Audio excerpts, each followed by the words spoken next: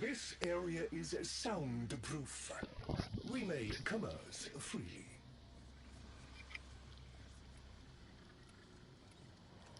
Exercise caution whenever possible.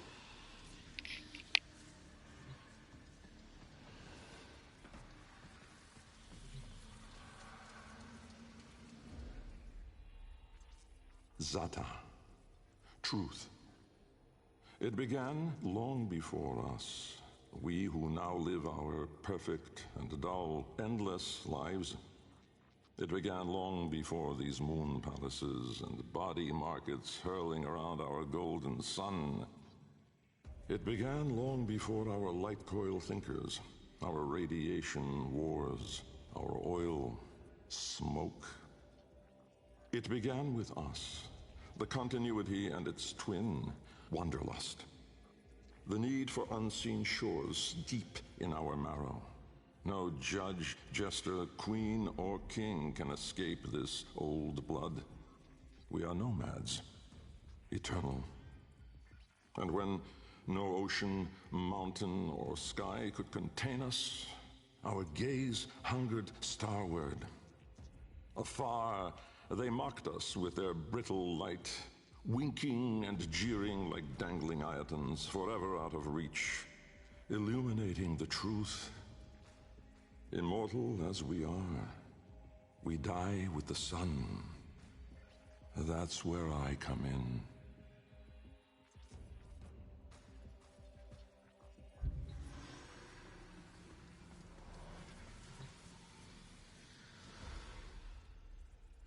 Jahu.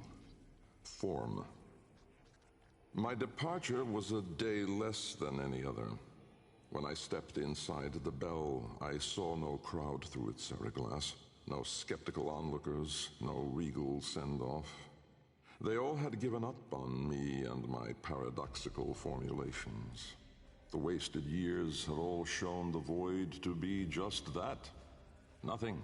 No energy, no entanglement, no form. To spacefaring ambitions, a dead end. On the day, my laboratory was mostly vacant of witnesses, most of all of expectation. Only my sluggish attendants, my sagacious Kavat, Kalimos, and of course my daughter. I had raised her alone, but with inconsistent vigor. In those eyes, her mother's, I did see a terrible reflection of a man that did not exist. A brave and principled man about to make history. In truth, he was a void himself, an outcast, a joke, a nothing. Driven by my humiliation, failure had made me bitter and reckless. I would dive into the depths myself to prove them all wrong. I gave the signal. My daughter grasped the lever. Kalimos then belted out a desperate, rasping growl. But it was too late.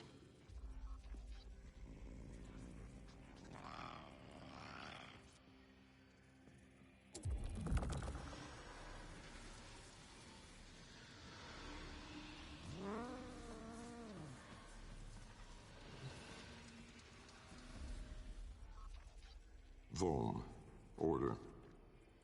The calipers yawed open the wall between worlds, stretching there a black trapezoidal gap. A door. A mouth. It yawned in the light of the room, splintering it to mesmerizing, unearthly hues. And I, inside the bell, dropping obliquely toward it from my gallows.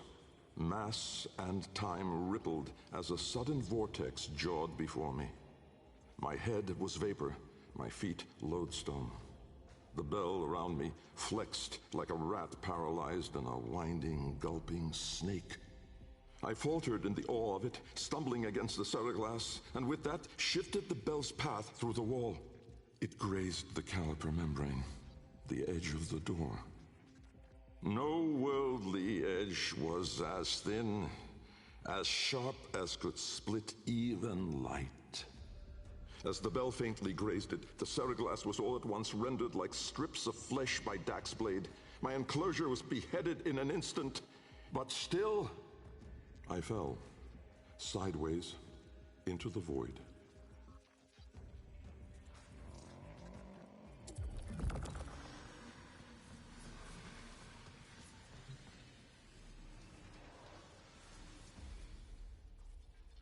Thas. Chaos. Death was on me, I was certain. I was face down, eyes clenched, my heart pulsing the last of its seconds, and my lungs burning the last of its air. A sudden nostalgia gripped me. I grasped desperately for memory of a storm just past, the fumbling pitch of a child's song. Yet all these thoughts seemed to steal away from my mind like smoke through a vent. I would die empty. I then became aware of another sensation, physical, a web of pain, needles itching into my arm.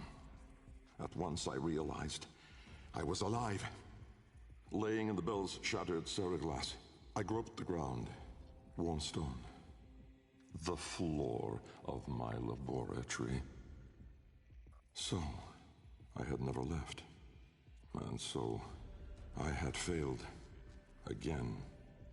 I heard a crunch alongside me. Someone stepping through the shattered glass. With great shame, I gasped and rose my head to face my daughter above me. But as I opened my eyes, it wasn't her. It was me.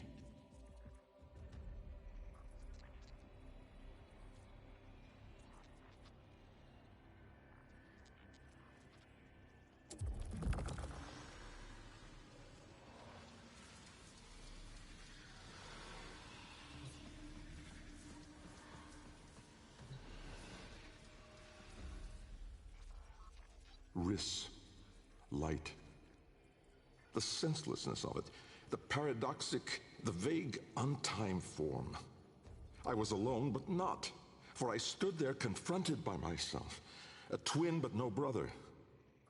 A reflection, but with dimension.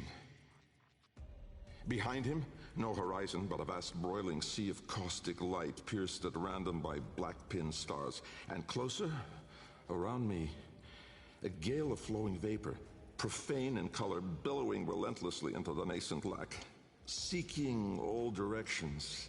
I was standing on a precipice of familiar stone, jagged and unanchored as though cleaved directly from the very floor of my laboratory.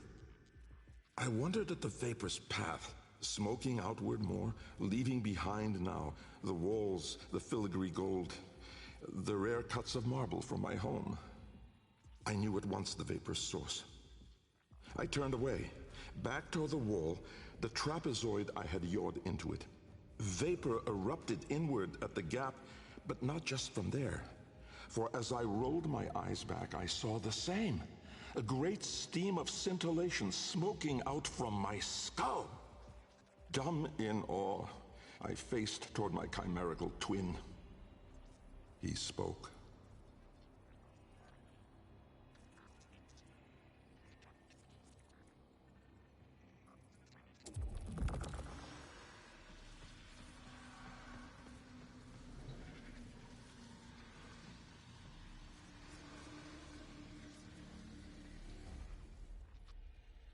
Kra, time. An old name, unspoken in the centuries since my mother reared me. A soft hiss, soothing as a viper's gaze. Little Bengal. The other me reached out, offering his hand, gliding toward me without moving, as though the distance between us was now collapsing.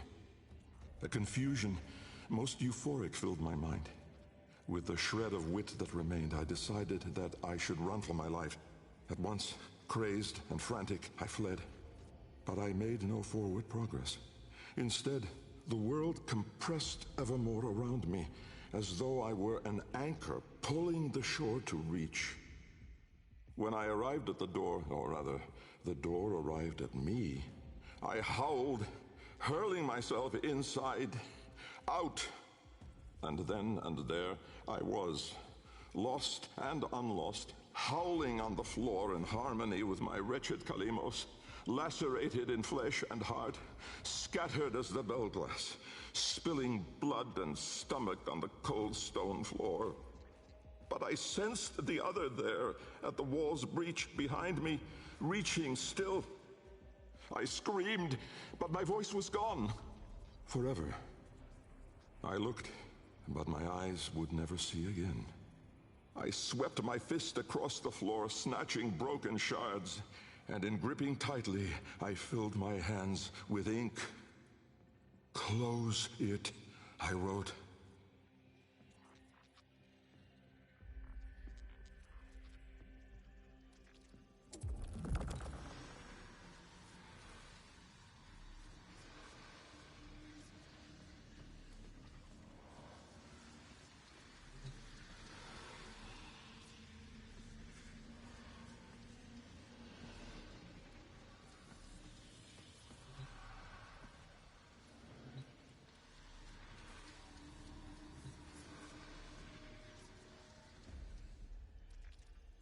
Netra. Decay. Time, to us, is all but conquered. Our sacred kuva moves us on to new skin. We numb to our daily, yearly trifles, and remedy those memories that bring lasting misery. With all our misdeeds, our excess, our indignity, we are haunted by nothing. But not for me, for with each passing day, there grew within a tumorous idea. It was minute in those early days, the pale-reaching digits severed on the floor, studied with reverence, with greed. And it swelled larger in the latter days. The regal domes, the rail dedications, the unholy Zariman parade. I had put the stars within reach, but at what cost? I never spoke of him, that man, trapped in the wall. And while there have been countless souls who have followed me through with their light skippers and field wave skins and vari-eyed instruments, not a single one ever saw him. Me. And so it is that I will not take the kuva now, or ever again. This is the last skin I'm in. Because of this idea, that I cannot be sure that in all that smoked commotion, in all that panic and fear, in that bending light and blinding dark, was it I who escaped? Or the other?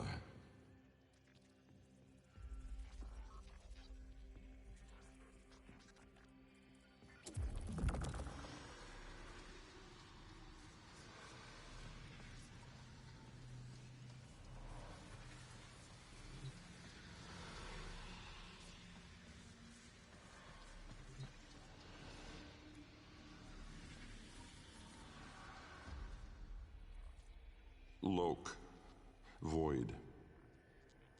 From brooding gulfs are we beheld by that which bears no name. Its heralds are the stars it fells, the sky and earth aflame. Corporeal laws are unwrit as suns and love retreat. To cosmic madness, laws submit, though stalwart minds entreat. In luminous space, blackened stars they gaze, accuse, deny. Roiling, moaning, this realm of ours in madness lost shall die. Carrion hordes trill their profane accord with eldritch plans. To cosmic forms from tangent planes, we end as we began.